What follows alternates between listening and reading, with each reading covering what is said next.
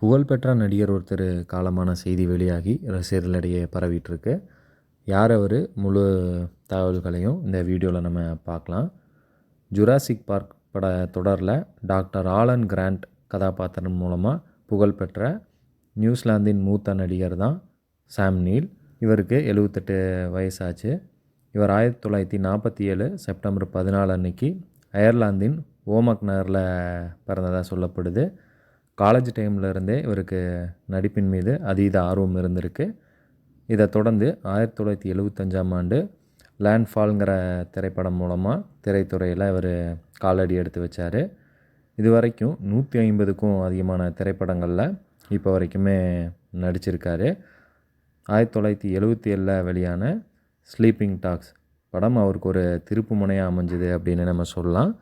அந்த படம் இல்லாமல் my brilliant career, Oman 3, the final conflict, possession போன்ற ஏகப்பட்ட திரைப்படங்களில் இவர் நடிச்சிருக்காரு.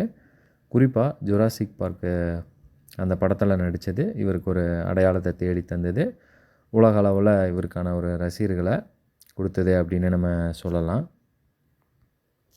சினிமாவை தாண்டி தொழிலதிபராகவும் இவர் வளம் வந்துட்டு இருந்தார். சில ப்ராடக்ட்ஸ் எல்லாம் தயாரித்து இவர் விற்றுட்டும் இருந்திருக்காரு. இந்த நிலையில் 2022 அரிய வகை இரத்த புற்றுநோயால் இவர் பாதிக்கப்பட்டிருந்திருக்காரு. அதுக்கான சிகிச்சையுமே பெற்றுட்டு வந்த நிலையில் தான் இப்போ அவர் காலமான செய்தி வெளியாகியிருக்கு. இந்த தகவல் தான் அவரை தெரிஞ்சவங்களுக்கும் அவங்களோட ரசிகர்களுக்கும் எல்லாருக்குமே திரைப்பிரபலங்கள் பலருக்குமே பார்த்திங்கன்னா ஷாக்கிங்காக இருக்குது. பலரும் இவருக்கு தங்களோட இரங்கல்களை தெரிவிச்சிட்டு வராங்க. எங்கள் சேனல் சார்பாக நாங்களும் எங்களோட இரங்கல்களை இந்த வீடியோ மூலமாக பதிவு பண்ணிக்கிறோம்.